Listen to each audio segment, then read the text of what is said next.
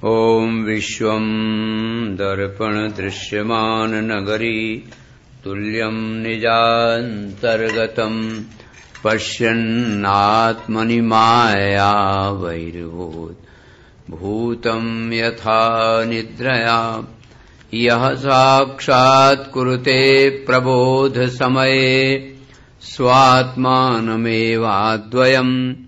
तस्मै श्री गुरुमूर्तये नमः इदं श्री दक्षिणामूर्तये श्री दक्षिणामूर्तये श्रुतिमपरे स्मृतिमपरे भारतमपरे भजन्तु भो भीताः अहमिह वन्दे नन्दम् यस्यालिन्दे परब्रह्म नमो महद्भ्यः ब्राह्मणेभ्यो नमो नमः। परम प्रेमास्पद परमात्म स्वरूप। कल आपने सुना था कि किस प्रकार से श्री कृष्ण का जीवन है। धन होते हुए लोभ नहीं, परिवार होते हुए मोह नहीं, पर पद और अधिकार होते हुए अभिमान नहीं है। यही जीवन की विशेषता है। दूसरी बात, वैराग्य इतना है, इतना वैभव, इतना ऐश्वर्य और इतना बड़ा परिवार सबको अपने सामने ही समाप्त करा के, और फिर देखिए मुस्कान में थकान नहीं है। वो व्यक्ति जो बोलेगा उसका प्रभाव समाज पे पड़ेगा।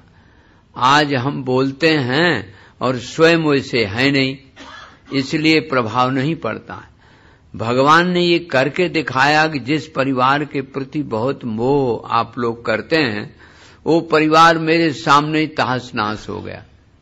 आप सोचिए, पांडवों को शांति वृत्ति लेकर के धर्म पर चलने वाले पांडवों के साथ से कौरवों का दलन किया। क्यों? वो उद्दंड थे, उनके अधिकार को छीनने वाले थे। वेद की जो तेन त्यक्तेन भुंजी था मां गृधा कस्य धनम, इस वेद की बिल्कुल विपरीतता थी। क्योंकि धृतराष्ट्र ये चाहता था कि इनका धन हड़प लें, इसलिए महाभारत कराया। अब देखिए, सद तत्व से महाभारत, चिद तत्व से उद्धव को और अर्जुन को उपदेश दिया, और आनंद तत्व से रासलीला की। तो भगवान सच्चिद आनंद स्वरूप हैं और वैराग की साक्षात मूर्ति। आप देखिए, लोग सोचते थे कि ये तो गोपियों से इतना प्रेम है, ग्वाल वालों से इतना प्रेम है, और मथुरा जब चले गए तो लौट के आए भी नहीं। कम से कम ये सीखना चाहिए कि जिनसे इतना लगाव था, इतना प्रेम था, क्या बड़ी बात थी, मथुरा कोई दूर थोड़ी है। लेकिन नहीं, बस फिर प्रेम, और प्रेम की परिभाषा जो है वो वास्तव में निर्गुणम कामना रहितम प्रतिक्षणम वर्धमानम अविच्छिन्नम अनिर्वचनीयम अद्वैत स्वरूपम अविनाशी रूप है प्रेम। उस नारद जी ने जो परिभाषा की अपने नारद भक्ति दर्शन में, प्रेम की पूर्णता, जब तक ब्रज में रहे तब तक प्रेम की पूर्णता, और शौर्य की पूजता, पूरा अकेले। देखिए, इतने दैत्यों का उपमर्दन किया, और आप इस पर विचार करें थोड़ा, तो उनको योगी कहें कि भोगी कहें, संयोगी कहें कि वियोगी कहें। संयोगी इतने हैं, इतना प्रेम है राधा जी से, गोपियों से, इतना वियोग है कि लौट के मथुरा आए नहीं। मथुरा से कौन दूर है वृंदावन। तो योगी कहें कि वियोगी कहें, और सम्मानित कहें कि अपमानित कहें। रण छोड़ के जो भाग जाए उसको क्या कहेंगे? रण छोड़े ही तो कहेंगे। और चोर कहा कि यशोदा मैया ने कि तुमको सब चोर कहेंगे तो विवाह नहीं होगा। बोले नाम है, उसमें क्या बात, नाम तो कोई हो सकता है, नाम रूप, चोर ही सही, एक नाम ही तो चोर हो गया।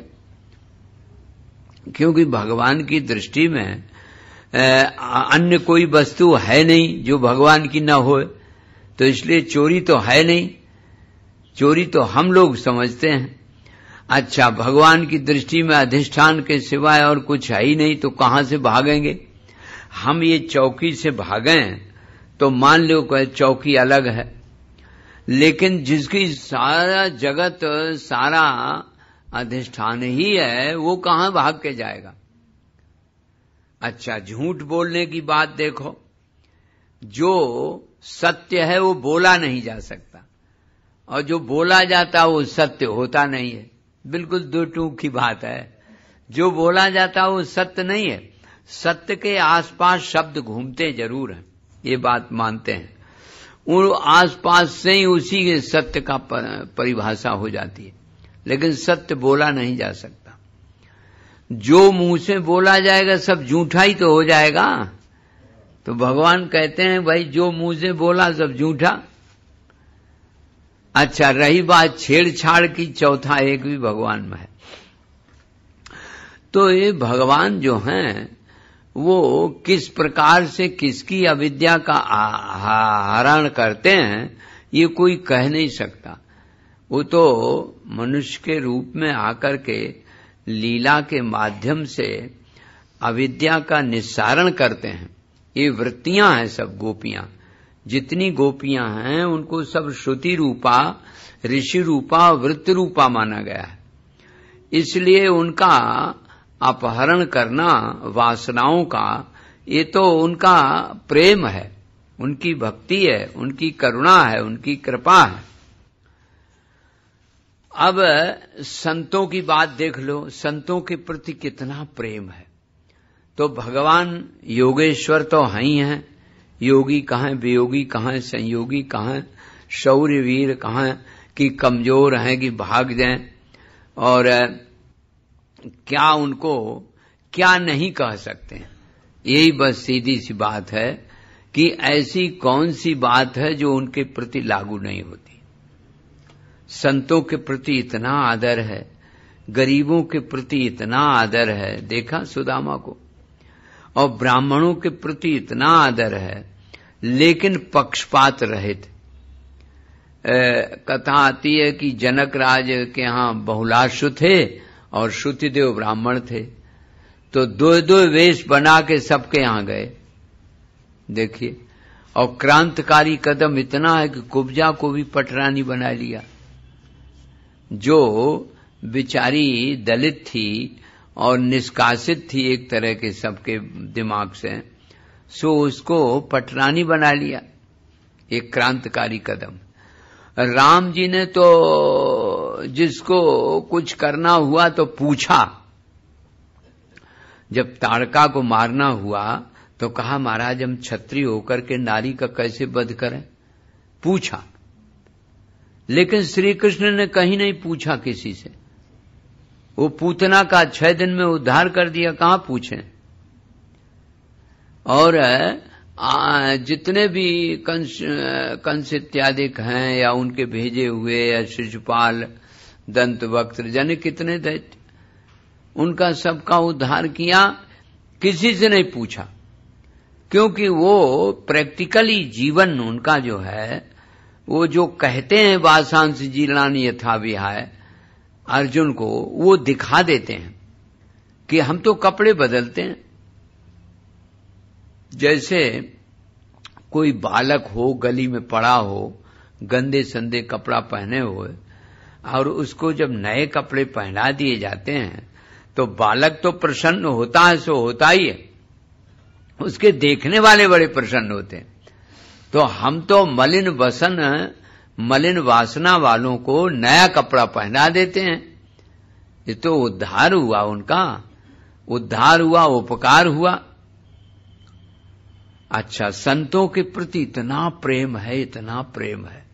वो जानते हैं संत आधार देते हैं, हनुमंत उपकार देते हैं, और भगवंत प्यार देते हैं।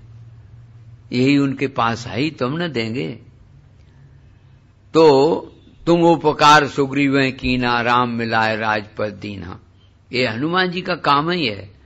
हनुमान जी माने संत शिरोमणि। संत जो होते हैं वो उपकार करते हैं। एक दिन हर गुण गाओते बीणा बजाओते देवर्षि नारद जी वसुदेव के घर आ गए। श्रीमन नारायण नारायण नारायण श्रीमन नारायण। देवर्षि को देख करके वसुदेव जी खड़े हो गए। आपने कल भी सुना था कि संत किसी को बिना बुलाए अपने आप कृतार्थ करने गए हैं। भागवत की ये विशेषता। श्रीमद् भागवत का ये जो 11वां स्कंद है, ये फिलॉसफी ऑफ भागवत कहा जाता है। ये दार्शनिक दृष्टिकोण पर टिका हुआ है 11वां स्कंद। इसका नाम ही मुक्ति स्कंद है। तो देखिए, संत शुरू से लेकर के सुखदेव जी से लेकर के नारद जी तक कहीं भी किसी ने बुलाया नहीं, अपने आप पहुंच गए, अपने आप गए। देवर्षि नारद जी को देख करके वसुदेव जी खड़े हो गए, विधिवत उनकी पूजा की। संत है ना। 112वां मंत्र जो विष्णु सहस्त्र स्तोत्र का है, उसमें संता शब्द का प्रयोग किया गया। अब आप जरा व्याकरण की दृष्टि से कहेंगे, वैयाकरण लोग संतौ संता बहुवचन है, लेकिन बनने के लिए तो बन जाएगा, लेकिन जरा सोचने की बात है कि परमात्मा जो है सो ही संत है, क्योंकि परमात्मा की लिस्ट में है। 112वें मंत्र में आप देख लेना संता शब्द। और संत देवताओं से भी बड़े हैं। देवता सूर्य है। कभी तो इतनी तेज गर्मी होती है कि तड़फड़ा जाता है आदमी। दुख देते हैं और सुख भी देते हैं, कभी निकलते ही नहीं। अब उत्तर भारत में कोहरा पड़ रहा है तो निकलते ही नहीं, तो ठंडे उम्र है। और लेकिन तो लिखा है देवानाम चरितम दुखाय सुखाय च। कभी दुख के लिए कभी सुख के लिए, लेकिन साधु नाम चरितम सुखाय ही केवलम। साधुओं का चरित्र जो है वो सुख के लिए केवल है, दूसरों को उपकार करने के लिए है। ये देखो, ऐसे नहीं बनावटी बात करते हैं। आप देखिए, संत जहां कहीं भी आए हैं, उन्होंने अपनी शांत वृत्ति से दूसरे को स्पर्श करते करते क्या बना दिया महाराज। यही संत की विशेषता है। वाल्मीकि रामायण का जो रचयिता है वो रत्नाकर था, महाडाकू। 3 शब्द उसको मालूम थे। वो अपने सब परिकर को सिखा रखा था, मरा धरा, मरा धरा। बस एक जो कोई आया मारा, मारा मरा, और धरा धर दिया उसने सब सामान, बस और कुछ नहीं। देखिए संतों की कृपा। कोई कहते हैं देवर्षि नारद जी, कोई कहते हैं सप्तर्षि। एक दिन सोचा कि इसका उद्धार होना चाहिए। संत पहुंच गए और कुछ सामान भी लिए रहे। अटैची उटैची नहीं थी, लेकिन कपड़े में बंधा हुआ कुछ सामान था। जानबूझ के ले गए। उनका मरा धरा, तो वो तो सरदार था, बैठा रहता था। हाँ, कहा मरा धरा। अच्छा, तो संत ने कहा बड़े विनम्रता पूर्वक कि सामान तो हमने सब रख दिया भैया, अब हमारी भी एक बात सुन लो। तो कुछ प्रभाव में आ गया संतों की वाणी से। तो कहा सुनाइए, क्या सुनाना। कहा कि ये जो तुम लूटपाट करते हो, बिना मेहनत का नहीं लेते हो। पहले मेहनत कर लेते हैं, 2-4 चांटे लगा दिए, मारपीट थोड़ी कर दी, तो कहते तो हमें पाप नहीं पड़ेगा। अगर बिना मेहनत कर लेंगे तो पाप पड़ेगा। हाँ, मेहनत तो थोड़ी बहुत कर देनी चाहिए। थोड़े बहुत 2-4 चांटे लगा दो, कुछ कर दो, तो मेहनत से फिर पाप नहीं पड़ेगा। मेहनत भी कर ली, चांटे भी सह लिए महाराज। फिर कहा कि ये बताओ जो तुम ये करते हो, ये पाप कर्म ये तो मानते हो? बोले हाँ ये तो मानते हैं। संत का देखो प्रभाव कैसे पड़ता। कहा ये तो मानते हैं, तो इसका भोग जो करना पड़ेगा वो भी मानते हो? बोले हाँ वो भी करना पड़ेगा। तो ये बताइए कि इस पाप कर्म का भोग तुम्ही को अकेले करना पड़ेगा कि जो लूट के ले जाते हो, खाते पीते हैं, मौज उड़ाते हैं, उनको भी? कहा इस पर तुमने कभी ध्यान नहीं दिया। तो कहा पूछा? बोले अच्छा चालू जान पड़ते हो संत। क्यों? बोले हम पूछने जाए तो लो आप 1 2 3। कहा कि नहीं भैया हमें बांध दो। तो बांध दिया मजबूत, और 2 आदमी खड़े कर दिए। बोले भागने न पावे महात्मा। और हमें जैसा कार्टून नहीं था, तगड़े बन के गए थे। तो बांध दिया। अब बंध गए बेचारे। वो घर गया तो रास्ते में सोचता जाता था रत्नाकर कि अरे मेरे हृदय में तो कहीं करुणा थी ही नहीं, आज संतों ने न जाने क्या जादू कर दिया, हमारे भीतर करुणा जग गई। घर पहुंचे तो दौड़े लोग, कहां है ट्रक, कहां है सामान, कहां है सामान। वो तो सामान के लोग ही होते हैं, आप लोग नाराज न हो। आपको कोई नहीं चाहता, सब आपसे चाहते हैं। बात ध्यान में आई? आपसे जब उनकी पूर्ति नहीं होगी तो आपको तो मोटर की गैरेज में भी जगह नहीं मिलेगी। ये जो गरम गरम चाय बहू दे देती है ना, वो समझती कुछ है टकटका। समझ लो दैया जी अच्छी तरह से। आपसे सब चाहते हैं, आपको कोई नहीं चाहता। तो बड़े हड़बड़ा के पत्नी आई पहले और कहा कि कहां सामान, कहां है? कहा सामान आज बहुत है। सामान बहुत है? तो कोई ट्रक है और 2 3 है? कहा बोले हां इतना वजन है कि आज मैं वजन को संभाल नहीं सकता। और बड़ा हृदय भरा हुआ, आंसू आंखों में आ गए। तो पत्नी ने पूछा क्या बात? तब तक माता भी आ गई। कहां सामान, कहां है? उन्हें सब सामान की फिक्र है।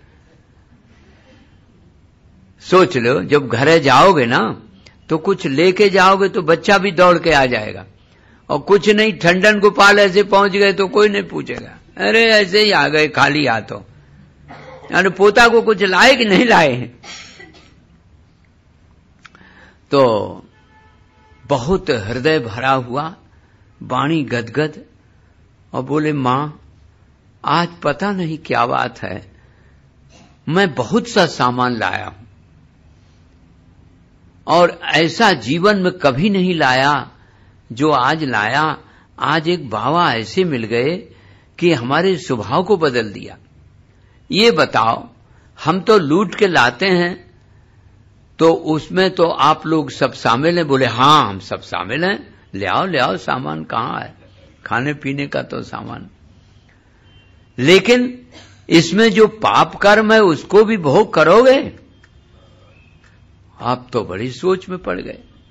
ना भैया, पत्नी ने सबसे पहले कहा कि ना, माता ने कहा, पिता ने कहा, भाई ने कहा, सबने कह दिया जो तुम पाप करते हो, जो तुम भोगना पड़ेगा अकेले ही। ये बात बड़ी मजबूती से सुन लेना, जो कर्म करते हो उसका फल आपको भोगना पड़ेगा। कर्ता भोक्ता सयो ही। जो तुम करते हो शुभ अशुभ उसका पुण्य आपको और पाप आपको भोगना पड़ेगा। जब ये कहा सब चुप रह गए, तब उसके समझ में आया। रत्नाकर ने कहा आहा, बाबा ने इसी तरह से हमें भेजा है। वो बोला नहीं कुछ, बोले बस बस बस समझ लिया। ये जो हम वो दंडता करके या मार के पीट के ले आते हैं उसको सब लोग बड़े प्रसन्नता से लेते हैं, और इसका जो फल मिलेगा वो हमें अकेले भोगना पड़ेगा। हाँ अकेले ही भोगना पड़ेगा। पिता ने कहा बेटा इसे कोई बता नहीं सकता। चल दिया वहां से, रोता हुआ गया, संतों को छोड़ दिया और चरणों में गिर गया। प्रभु आज आपने बदल दिया हमें। मैं तो जन्म जन्म से यही सोचता था, जाने कितने दिन बीत गए और इतने दिनों से मैं यही सोचता था कि ये सब लोग हिस्सा बटाएंगे, लेकिन आज पता चला कि ये जो पाप का फल है इसे कोई भोग ही नहीं सकता, वो हम ही को भोगना पड़ेगा। अब हमारे उद्धार का उपाय बताओ। तो संत ने तो कहा कि राम राम कहो, कोई बात नहीं। बोले ये तो हमें कहना ही नहीं आता, हम तो जीवन भर मरा धरा कहा है, मरा मरा मरा मरा धारा धारा धारा। बोले यही कहो, यही कहो। जैसे मजीरा मजीरा कहो ना, 4 बार मजीरा मजीरा कहो जरा, तो राम जी निकलने लगे।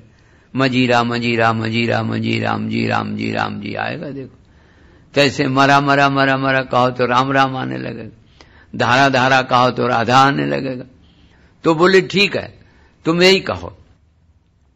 उल्टा नाम जपत जग जाना, उल्टा नाम वाल्मीक भय ब्रह्म समाना, बाल।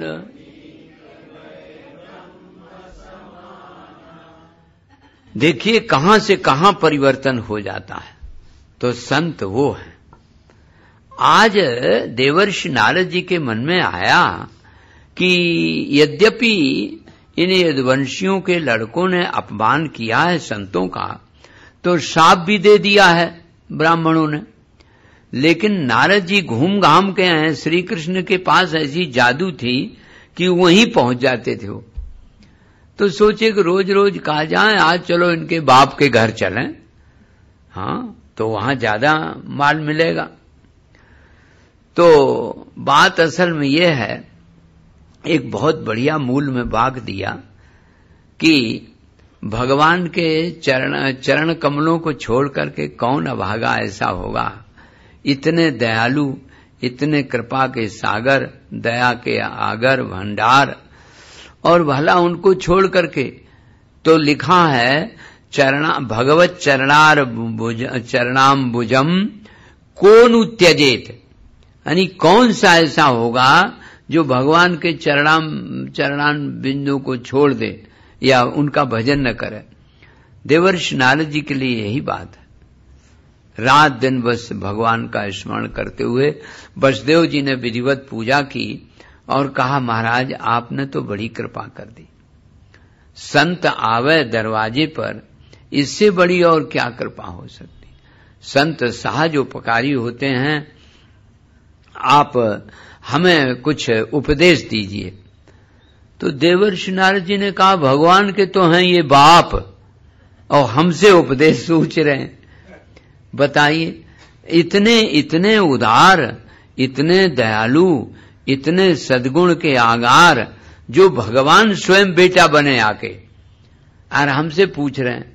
तो नारद जी मुस्कुरा गए, बोले भाई हमारे बारे में तो कुछ गलत फहमी है लोगों को, शंका गलत है। क्यों? बोले वो तो झगड़ा ही कराते रहते हैं। नार शब्द का अर्थ हुए नरस्य इदम नारम, नारम ज्ञानम ददाती नारदः, और नारम अज्ञानम अपीद्यति, दो अवखंडन है। जो ज्ञान को दे और अज्ञान को छुड़ाए, संसार की ममता को छुड़ा के संसार के मालिक भगवान की ममता जोड़ दे, उसको संत कहते हैं। तो और निर्विक्षेपे भी है, उससे भी नारद बनता है। तो और एक हिंदी के मिले तो वो कह रहे थे, ना ना ये तो तुम संस्कृत बोलते हो, ना रद्द, जिनकी बात कभी रद्द न हो वो नारद। हमने कहा ये बहुत बढ़िया अर्थ है भाई, उनकी बात कभी रद्द नहीं होती, सो नारद है। तो नारद जी को देख करके वसुदेव जी बड़े प्रसन्न हुए और कहा कि महाराज आपकी कृपा से सब आनंद है, लेकिन एक ही बात है, हमने भगवान को बेटा समझा है। आप कृपा करके हमें वो धर्म बताइए जिससे भगवान प्रसन्न हो, भागवत धर्म बताइए।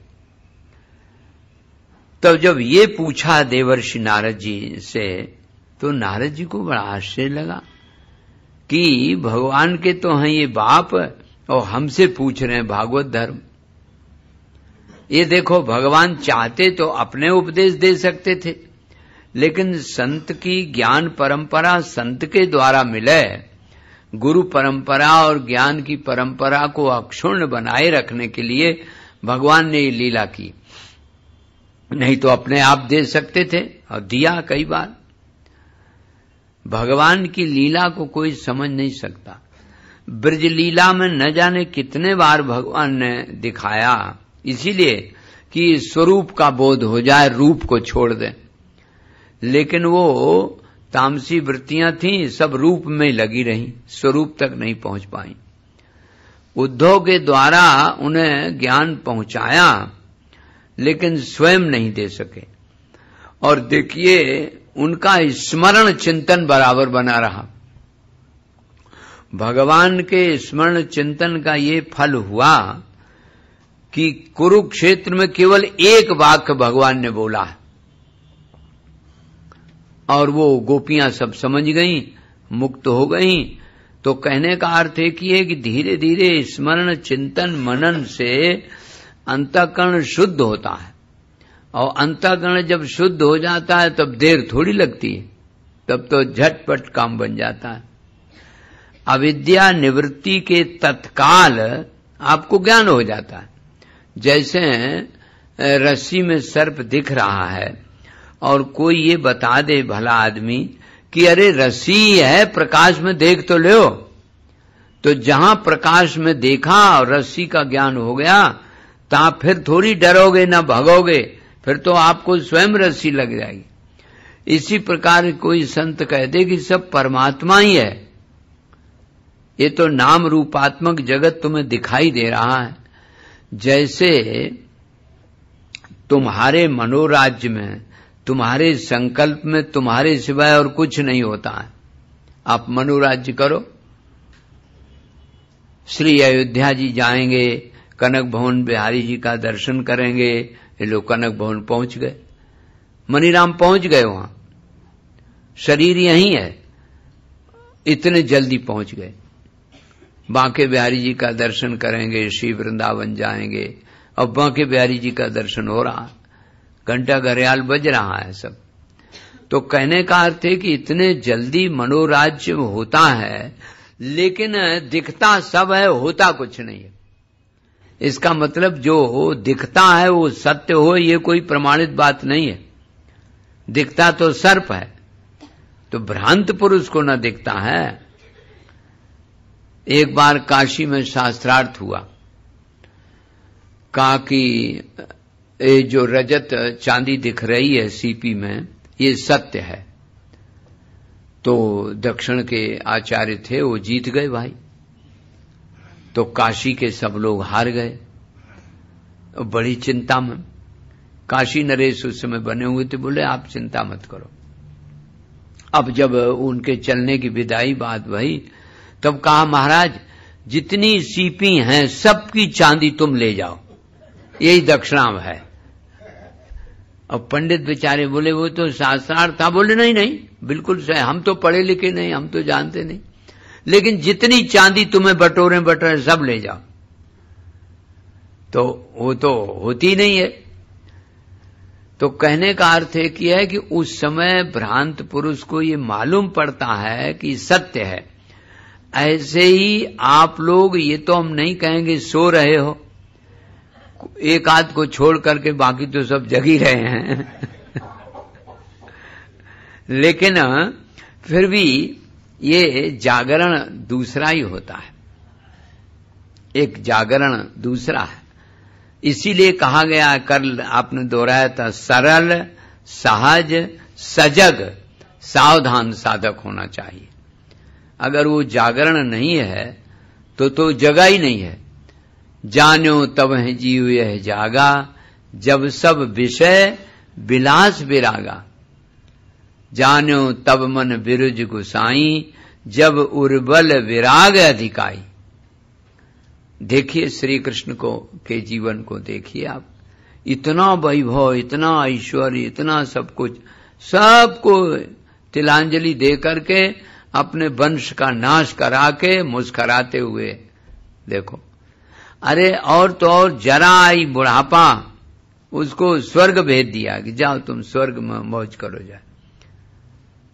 तो कहने का अर्थ है कि ये कि जीवन में ऐसा जीना चाहिए।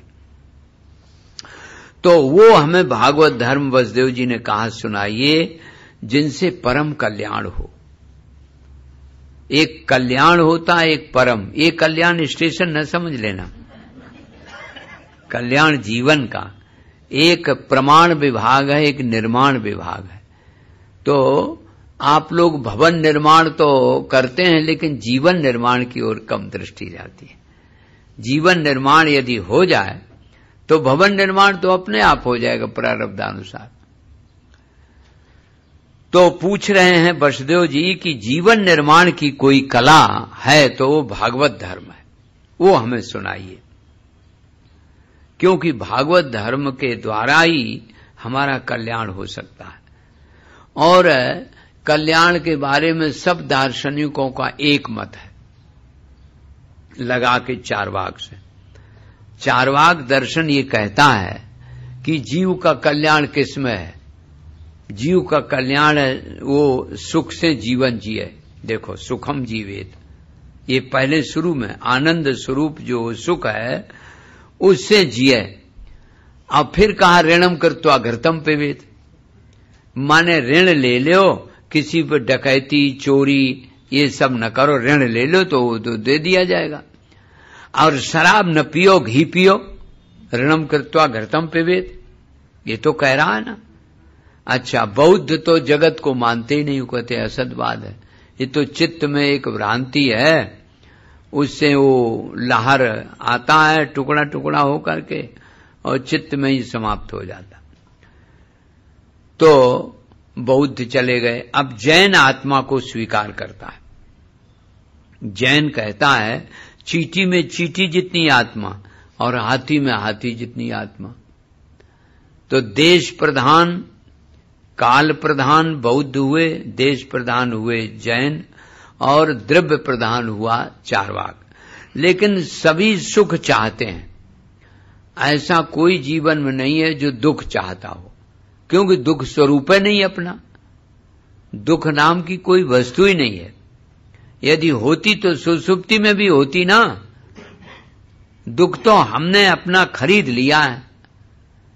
जैसे ऐसा कोई जीवन में नहीं है, जितने लोग आप बैठे हैं, ये किसी को पता नहीं हो कि संयोग के बाद वियोग होगा। बोलो भाई, होगा ना? एक दिन तो एक दिन होगा ही होगा। अच्छा, रोज सम्मान मिलता रहेगा, कभी अपमान भी तो होगा ही। अच्छा, रोज लाभ होता रहेगा, कभी कभी हानि भी होगी। अच्छा, तो जब वियोग होता है, अपमान होता है, हानि होती है, तो ये तो आपको पहले ही से मालूम है। तो जो चीज पहले ही से मालूम है उसको नया तो मालूम कुछ करना नहीं है, तो फिर दुख किस बात का? और उसको दुख मनाते हैं। हमने तो एक विचित्र तमाशा देखा। एक माई गैप कर करके रोती थी और हम दरवाजे पे थे। तो हमने कहा कि भाई, दूसरे दिन आई, हमने कि माँ कल तो आप रो रही थी गैप दे दे करके। बोले क्या बताएं, टोला पड़ोस की माताएं जब आती तो रोना पड़ता है। रोना पड़ता है क्यों? कहा कि वो हम जब गई थी उनके यहां तब वो रोई थी। ले बता। हमने कहा कि ये कोई व्यवहार है? अरे बेटी का विवाह हो, चलो 5,000 तुम दे आए तो जो बट गया, व्यवहार हो गया, 5,000 दे आए, वो भी दे आए। लेकिन ये तो हमने नया सुना कि रोना पड़ता है कहीं कहीं, कि जब वो तो हमने कि इकट्ठी आ जाए तो झगड़ा टूटे, कहीं इकट्ठी वे आती नहीं है। वो कभी कोई आया कभी कोई आया तो रोना पड़ता है। आप लोग तो नहीं रोते हैं ना? नहीं नहीं, रोएंगे क्यों, हंसते रहो। देखो, भगवान कृष्ण की मुस्कान में थकान नहीं आई, साहब पूरा परिवार सब गायब हो गया। तो कहने का अर्थ एक ये है कि वसुदेव जी ने जो कल्याण का मार्ग पूछा वो कितना अच्छा है। ऐसा कोई जीवन में नहीं है नास्तिक से नास्तिक जो सुख न चाहता हो, क्योंकि सुख अपना स्वरूप है। जो वही चीज चाहेगा जो अपना स्वरूप है, समान जाति का है। ये स्वजातौ परमा प्रीति जंगमा नाम च दृश्यते। अपनी जाति में ही प्रीत होती है, उसी की ओर बढ़ते हैं।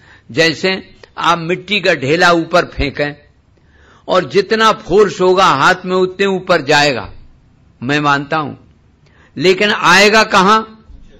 नीचे। धरती उसकी जाति है। वो भले गुरुत्वाकर्षण पृथ्वी का इतना लगेगा, कुछ बहाना कर लो, लेकिन आएगा अपने। अच्छा, और जल ऊपर चढ़ा ले जाओ खूब, और जब टोटी खोलोगे तब कहां आएगा? क्योंकि उसकी जाति नीचे है। ऐसे एक दीपक लो, उस दीपक में घी भरो और फिर बत्ती जगाओ और फिर आग लगाओ, ज्योति जगाओ, फिर नीचे झुकाना चाहो, नहीं झुकेगी। क्यों? उसकी जाति ऊपर सूर्य है। करके देख लो, उसमें क्या बात, प्रैक्टिकल। तुम्हारे पास लेबोरेटरी है ही है। दीपक जगाइए और फिर उसको नीचे झुकाना चाहो, ज्योति नहीं झुकेगी, ऊपर जाएगी। इसका मतलब है कि जो ज्योति नीचे नहीं झुकती, वो ये बताती है कि हमारी जाति का नहीं है नीचे, हमारी जाति का ऊपर है। इसी प्रकार से सब सुख चाहते हैं। इसका मतलब सुख जाति के आप हैं तब न सुख चाहते हो। अब देखो एक एक नियम निकल आया। ऐसा नास्तिक भी कहता है सुखम जीवेत, बौद्ध भी कहते हैं, जैन भी कहते हैं। अब चलो आस्तिक देश, न्याय वैशेषिक आत्मा को मानते हैं, लेकिन आत्मा को दो मानते हैं, द्रव्य मानते हैं। द्रव्य में दे दिया, खैर आत्मा को माने न माने, लेकिन सुख को वो भी मानते हैं। निश्रेय सिद्धि सा धर्मा, जिससे परम कल्याण होए वही धर्म होता है। और 18 प्रकार के दोष होते हैं, वो दोष दूर हो जाएं तो जीवन शुद्ध हो जाए। ये देखो, वो भी कहते हैं सुख मिलने लगे। सांख्य तो कहता ही दुःखत्रयाभिघाता जिज्ञासा तदभिघात के हेतु। वो कहता है दुख का 3 प्रकार का दुख है, आदि दैविक, आदि भौतिक, आध्यात्मिक। तीनों प्रकार के दुख की निवृत्ति हो जाए, इसलिए हम सांख्य शास्त्र प्रवर्तन करते हैं। आप देखिए, दुख को वो भी नहीं चाहते, सुख को चाहते। अच्छा, पूर्व मीमांसा वाले तो कहते ही हैं स्वर कामाय यजेत, यज्ञ करो, हवन करो, कहे। वो कहते हैं कि अनधीत दुजो वेदान अनुत्पाद्य च आत्मजान। उनका कहना है कि जो लोग सुख कैसे मिलेगा, कहते दुजो वेदान, अधीत ब्राह्मणों को चाहिए वेद पढ़ें, अच्छा, और अपनी संतान को पैदा करें जिससे पितृण ऋण हो। देखिए तब क्या होगा, बोले सुखी होगा जीवन। और यज्ञ रिष्टवा, यज्ञ को कर करके देवान प्रसादयेत, देवताओं को प्रसन्न करो, तब तुम्हारा जीवन सुखमय होगा। तुम अपने सुख के लिए मोक्ष मिच्छन पतत्यधा, वो कहते हैं पूर्व मीमांसा वाले कि इतना काम न करके और सुख ना मिले, ऐसा हो ही नहीं सकता। तो सुखी जीवन रहे, इसके लिए सभी दार्शनिक लोग एक स्वर से इस बात को स्वीकार करते हैं। ऐसा कोई जीवन में नहीं है जो सुख न चाहे। और वो सुख कैसा, वो सुख दुख से मिला हुआ न हो। ऐसा कोई सुख न हो जिसमें कभी वियोग हो। बोलो भाई, दुनिया में है कोई ऐसा सुख जिसमें कभी वियोग न हो, कभी अपमान न हो, कभी हानि न हो? मैं कहता हूं कि वियोग, अपमान और हानि तो निश्चित है ही हैं।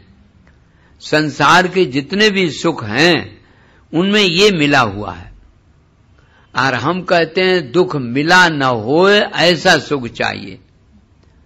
दुख अगर मिश्रित है तो फिर वो सुख नहीं हुआ, ये तो कभी दुख आ जाएगा। ये बात सभी दार्शनिक चार्वाक से लेकर के आस्तिक नास्तिक सभी ने सोचा कि भाई वो सुख, स्थायी सुख, आनंद जिसको कहते हैं, वो हमें मिलना चाहिए। आनंद माने है टुनदि समृद्धौ, धातु से बना है आनंद शब्द। तो आनंद तो परमात्मा का तो नाम है आनंद सुधा सिंधु श्री कृष्ण। अच्छा, और आनंद जीवात्मा भी है, क्यों भाई, जीव तो उसी का अंश है, तो वो भी आनंद सच्चिदानंद स्वरूप हो गया। अच्छा, अब रही बात जगत की, तो जगत अलग से तो कुछ है नहीं, क्योंकि अधिष्ठान में अध्यस्त का कुछ हिसाब नहीं होता, होता ही नहीं है। रस्सी में सर्प दिखता था भ्रांति से, लेकिन है थोड़ी। इसी तरह से परमात्मा में जगत दिखता जो है, लेकिन है नहीं। ये बात इसीलिए शंकराचार्य भगवान ने 3 प्रकार के माने, पारमार्थिक सत्य, व्यवहारिक सत्य और प्रातिभाषिक सत्य। ये पारमार्थिक है आत्मा, और व्यावहारिक सत्य ये जगत है जो हमें दिख रहा है, प्रतीत हो रहा है। अच्छा, और प्रातिभाषिक है स्वप्न, वो भी प्रतीत होता है, लेकिन वो जगने पर गायब हो जाता है। तैसे ही ये जगने पर ये गायब हो जाता है। जब आपके मनोराज्य में, आपके संकल्प में आपके सिवाय कुछ नहीं है, तो परमात्मा के संकल्प में परमात्मा के सिवाय कैसे कुछ होगा? तो सीधी सी बात निकल आई। आप इसको सिद्ध कर सकते हो। जब आप स्वप्न देखते हो, संकल्प करते हो, तो आपके सिवाय और कुछ नहीं होता। तो परमात्मा का संकल्प ही तो है, प्रजाई ऐक्षत एको हम बहुत श्याम। उसने जो संकल्प किया वो परमात्मा के सिवाय और कुछ है ही नहीं। श्री कृष्ण ने जीवन में दिखाया, जब ब्रह्मा जी जो सृष्टि करता है उनको मोह हो गया, और मोह इसलिए हो गया कि उन्होंने लीला ऐसी दिखाई। सब लोग मिलकर के भोजन कर रहे थे। पहले तो अघासुर को पेट फाड़ के निकल आए, तो अघ माने पाप होता है, पाप का उद्धार हो गया। तो सोचने लगे कि अब तो कोई पुण्य करेगा ही नहीं, भगवान का नाम ले दिया, बस पाप का उद्धार हो गया। फिर वो सब मिलकर के मंडली मिलकर के भोजन, ग्वाल भोजन करने लगे। उनका गजब हो गया, सांप के पेट से निकले और भोजन होने लगा। और भोजन ऐसे नहीं हुआ राम जी की तरह तुलसी दल डालो ये डालो, एक दूसरे का छीन झपट ले रहे थे। तो ब्रह्मा जी को लगा ये ब्रह्म कैसा है जो छीन रहा है। एक उसमें से पंडित जी थे, मधुमंगल जी, तो वो घर से उसे गोपियां बड़ा बढ़िया बढ़िया स्वादिष्ट भोजन देती थी कि वहां लाला भी लेगा तो उसका कहीं गला न छिल जाए। तो वो तो बाजरा का लड़ुआ लाए रहे बेचारे। तो उन्होंने सोचा कि अगर ये लेगा तो जरूर नंदन। तो पेड़ की ओट में जाके बैठ गया, और जैसे ही लड्डू निकाला मुंह में रखा, तैसे कृष्ण ने देख लिया। देश काल और विदुषो माही असको कहां जहां फ्लोनाई, उनसे कैसे कोई छिप सकता है। उन्होंने एक छलांग लगाई और गला पकड़ लिया और मुंह में से निकाल के अपने मुंह में रख लिया लड्डू। वो तो अच्छा रहा, दांत से दब नहीं पाया था। तो ब्रह्मा जी ने कहा ये गजब हो गया, झूठे की भी हद होती है, मुंह में से निकाल के मुंह में रख लिया। अब उन्हें क्या पता ब्राह्मणों से मुख मासीत, ब्राह्मण तो उनके मुख हैं, तो अपना झूठा अपने में थोड़ी होता है। तो जब ले लिया तो ब्रह्मा जी को बड़ा आश्चर्य हुआ। ब्रह्मा जी ने क्या किया कि जरा मंजु महित्वम दृष्टम, और कुछ यहां परीक्षा नहीं ली, मंजु महित्वम दृष्टुम, हम कुछ और लीला देखें इनकी, इसलिए जरा देखें। अच्छा, तो बछड़ों को थोड़ा आगे कर दिया। और यही बात होती है। बछड़े सब इंद्रियां हैं। गो माने इंद्री और ग्रास माने विषय। इंद्रियां जब विषयों की ओर चली जाती हैं तो परमात्मा दूर हो जाता। तो भगवान से कहा ग्वालों ने कि देखो देखो बछड़े तो दूर तक चले गए, हम लोग खाने पीने में लगे। भगवान ने कहा तुम खाते पीते रहो, तुम भोक्ता बने रहो, और हम तो अभोक्ता हैं। इसलिए हम इंद्रियों को या गायों को बछड़ों को घेर लाते हैं। भगवान अब दौड़े। भगवान बछड़ों को घेरने जा रहे हैं या इंद्रियों को संचालन करने जा रहे हैं। कैसे जा रहे हैं? बोले मुंह में लगा है थोड़ा दही चूड़ा, उसको कौवा भी झपट्टा मार रहा है। हाँ, और एक हाथ में है दही चूड़ा, एक हाथ में इंगूदी फल लिए और दौड़े चले जा रहा है। ब्रह्मा जी ने कहा कि ये कैसा मधुर ब्रह्म है जो कौवा झपट्टा मार रहा है, अरे मुंह तो पोंछ लेना चाहिए। सो सब बछड़ों को उन्होंने गुफा में बंद कर दिया। अब भगवान इधर देखे तो इधर सब ग्वाले बंद कर दिए। श्री कृष्ण ने कहा अच्छा तुम हम ही से कंपटीशन करना चाहते हो? अच्छा तो बोलो तुम क्या क्या चाहते हो? जब सृष्टि रचते हो तो ब्रह्मा जी ने बताया हम पंच महाभूत, प्रारब्ध और अंतिम इच्छा और ये सब कई चीजें हों। भगवान ने कहा कि हमें कुछ नहीं चाहिए, चुटकी बजाई एको हम बहुत श्याम। सब बछड़े बन गए और सब ग्वाले बन गए और जैसा जो ग्वाला था वैसे ही बन गए। देखिए मजे की बात। और उनकी बछड़ों की घंटी, रस्सी, दोगा जैसा जौन बछड़ा था वैसे बन गए। ये देखो कृष्णमय जगत। इस बात को बलदाऊ जी को छोड़कर किसी ने नहीं ये पहचाना। इसका मतलब आप सब नाम रूपों में वही बैठा है, लेकिन पहचानने की बात है। पहचान तो बड़ी कठिन होती है ना। ओ पहचान होए तब ना। एक संत के पास गए सत्संगी, बोले हमें भगवान का दर्शन करा दो। बोले हाँ हाँ अभी लो। तो भगवान से कहा कि भाई जरा दर्शन करा दो। तो जल्दी में थे तो पैंट सूट पहन के मोटरसाइकिल लेकर के पहुंच गए। ए जयराम जी की? हाँ जयराम जी की। कहो। बोले भगवान हैं हम, जरा जल्दी में थे इसलिए आ गए। बोले हाँ ऐसे कहीं भगवान होते पैंट सूट में? बताओ बताओ, हमको ठगने आ गए। भगवान गए उस संत से कहा भाई वो तो हमें मानता ही नहीं है, वो तो कहा पैंट सूट वाले कहीं भगवान होते हैं। मोटरसाइकिल लेके आ गए। तो कहीं यहां आप भी जरा अच्छे से वेश में जाओ। तो दंडी सन्यासी बन के गए, श्रद्धा हो जिससे। गए सेठ जी नारायण नारायण कहे। हाँ नारायण नारायण, शोर मत मचाओ। 10 बजे आना, वहां संत निवास में भिक्षा की व्यवस्था की गई है और वहीं कर लेना। अब हमें खोपड़ी न चाटो।